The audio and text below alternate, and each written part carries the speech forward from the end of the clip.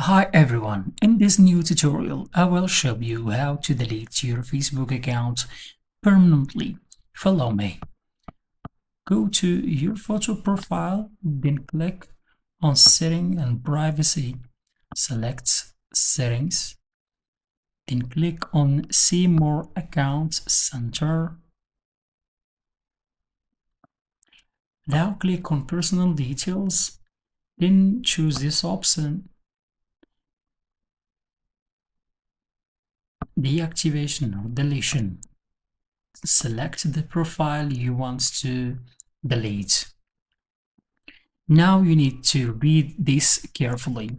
You have two options. The first one is to deactivate your account temporarily. And then, after some time, if you need to go back on your account, all you have to do is to log in normally.